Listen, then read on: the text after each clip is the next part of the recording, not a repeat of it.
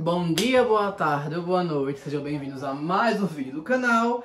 Eu sou o Cleiton Mo e a gente vai contar outra historinha fofinha hoje. Dessa vez, uma que quase não tem história fofa. Os eslavos. Eu descobri uma história... Descobri não, né? Eu já sabia essa história. Decidi gravar essa historinha que eu acho muito fofinha. O Fernando vai achar uma a maioria das histórias fofas. Mas eu acho fofa e eu espero que gostem. Então vamos lá. Bem, essa história é chamada de A Donzela da Neve e, pelo menos nas coisas que eu li, ela é famosa na Rússia, tá? Que, como eu falei já em outros vídeos, vários vídeos, apesar de não ter muito conteúdo eslavo nesse canal, mas eu já falei os eslavos pelo menos em 4 vídeos. Eu já falei deles, então, que são ali no leste europeu, incluindo os russos. Enfim, essa história se passa numa situação, eu já comentei com vocês, a respeito de que os eslavos, eles não envelheciam muito. Eles tinham dificuldade em envelhecer e por isso a relação que eles tinham com os idosos era bem peculiar, que praticamente eles não envelheciam, não acontecia de envelhecer. Era uma vez na vida que isso acontecia e nessa história acontece um casal de idosos.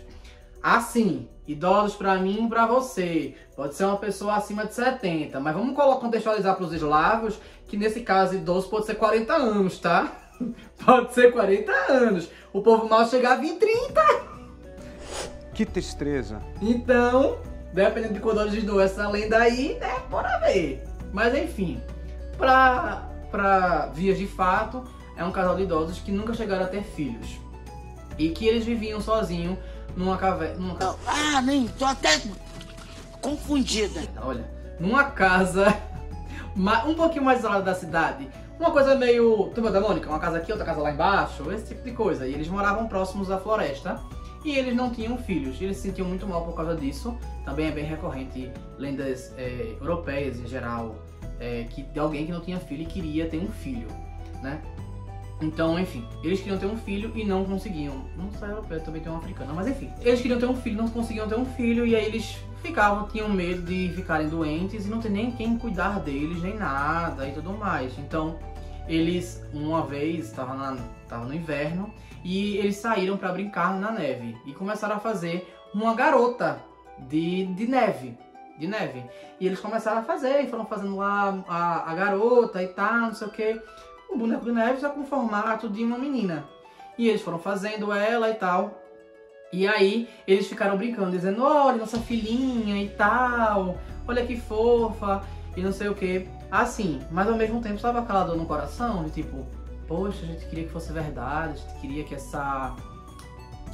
que esse boneco de neve fosse realmente a filha da gente. E aí a gente bate bem Pinóquio nessa situação, porque uma das divindades, dos espíritos primordiais, era o que é chamado de Gearda, né? Ele recebe o nome de homem, no livro que eu li chamam de Frost, né? Talvez é Jack Frost, né? Mas é chamado Frost, e ele estava observando toda aquela cena, tudo aquilo dos idosos, e ele se compadece deles.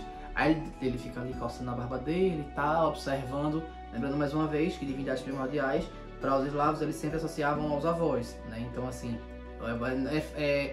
é entendível eles associarem o inverno a um idoso. E aí ele coçando a barba, ele decide, pega o cajado dele e faz a magia e transforma a boneca de neve numa menina. Tá, eu vou reproduzir as palavras do livro. Uma menina belíssima, super alva e tal, aquele negócio todo parará. Lembrando que muitos contos, assim como o da Branca de Neve, a cor branca na pele é um negócio que é especial, porque é branco. Talvez isso seja um traço lá, né, neandertal, da época do clareamento que sofreram os hominídeos que migraram da África para a Europa e essa seleção sexual aconteceu, né? Talvez seja aí um reflexo disso. Mas isso é um vídeo assim que dá pra falar bastante. Mas enfim, talvez seja dessa origem. E aí eles ficam chocados, os idosos, e ficam assim, nossa! E a menina, que havia sido batizada de... Eu tô falando, repetindo agora o nome. Snegurochka, porque Sneg em russo é neve, pelo que eu vi. Então é como se fosse a menina da neve, a Donzela da Neve, alguma coisa assim. Ela é baseada em Snegurochka mesmo. E ela passa a cuidar deles, eles tratam ela como filha e ela trata eles como pais. E aí ela cuida deles, eles até ficam meio doentes e tal. Até que um belo dia essa menina tá passeando, sim, tá ali, tá passeando. Lembrando que o inverno é bem longo, né? Mas tá ali passeando na floresta congelada, né? E aí o inverno chama ela e conversa com ela. Ele fala que ele é o pai biológico dela e tal. Ela entende que a mãe é a primavera, chamada de mãe primavera. Que aí também tem o mesmo efeito para os celtas, né? E também para os nórdicos, ali na Europa como um todo. Que a primavera é uma bênção para você não morrer congelado, não morrer de hipotermia, né? E nem de fome, né? Já ali Calyrex, né? Spectria, Glastria, enfim, devagando de novo.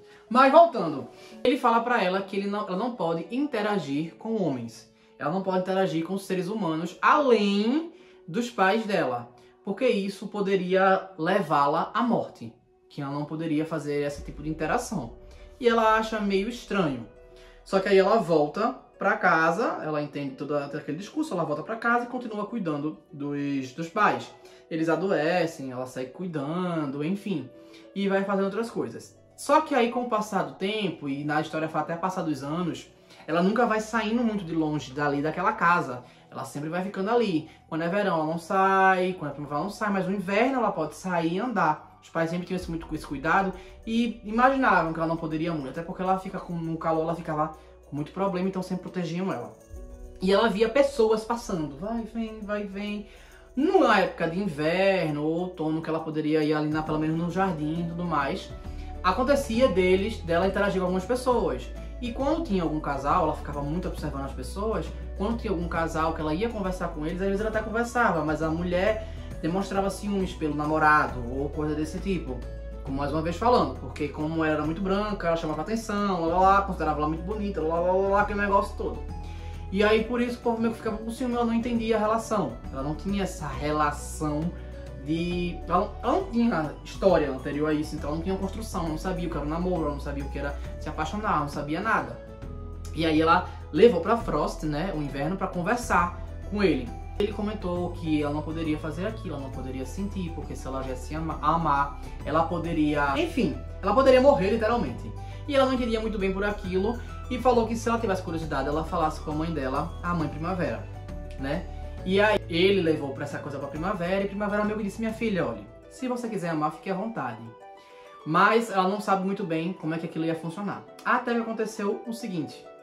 Dessas pessoas que passavam uma vez por festivais, ela conheceu um cara chamado Lel. E esse cara, nome estranho, né? Mas na Rússia deve ser ok. Mas enfim, Lel. E ela conheceu esse cara e foi se afeiçoando a ele, fazendo amizade com ele e tudo mais.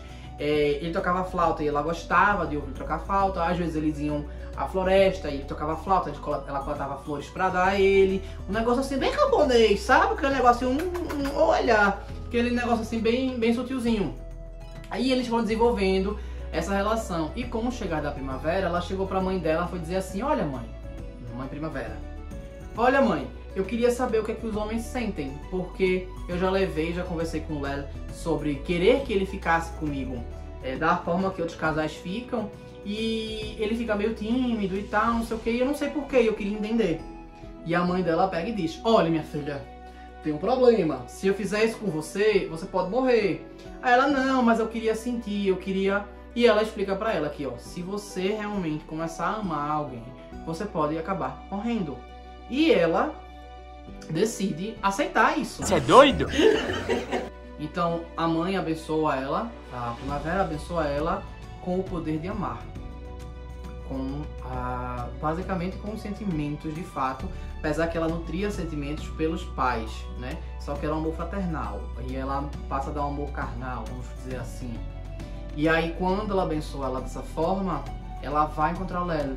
Só que isso já está iniciando a primavera, e aí ela pede para o Lel tocar para ela a flauta, enquanto ela tá ouvindo, pelo menos para mais uma vez. Ela percebe o quanto ele ama ele, só o fato dele tocar na mão dela, ela já fica assim, eufórica, já toda coisada. Só que quando ele toca a flauta, ela começa a derreter. Ela vai derretendo. E ela pede para ele não parar de tocar. E ele fica super triste com isso, mas ele continua tocando e ela venha realmente a se desfazer em água e sumir. Aí o que aconteceu com ela? Né? O casal lá ficou desamparado. E o que aconteceu com ela? Frost arrastou ela para o norte, para o extremo norte, onde é inverno o tempo inteiro. E aí ela foi reconstruída lá. E diz que todas as vezes, no primeiro dia de inverno, ela vem com Frost, com o pai, para visitar a todos e abençoar com seu amor, com sua ternura, com seu carinho. É basicamente uma história para falar que até o inverno ele não consegue vencer a paixão. É para dizer que seus sentimentos são tão fortes que até o frio do inverno não é o suficiente para aplacar aquele sentimento. E você pode ser mais forte que aquilo. Que fofinha! Eu acho filosófica. Eu acho um pouco, com fundo um pouco safada, apesar que ela é contada na fofura, realmente. Ela também é muito fofa, muito terna. E eu acho até bem interessante. Diz que, inclusive, é uma das origens da matriótica é feita... Algumas matrióticas são feitas dela, como da história dela. Snegurochka é feito dela, em comemoração a essa história. E, enfim, faz parte da cultura, do folclore russo. Eu espero que vocês tenham gostado. Eu gosto dessa história. Essa história eu acho bem interessante, realmente. Então eu espero que tenham gostado. Então curtam, comentem, compartilhem, se inscrevam no canal. E se não sabem o que comentar... Eu ia pensar na coisa safada pra colocar na hashtag, mas eu não acho legal. Vamos colocar Eita Paixão, pra não colocar outra coisa. Tá bom? Valeu.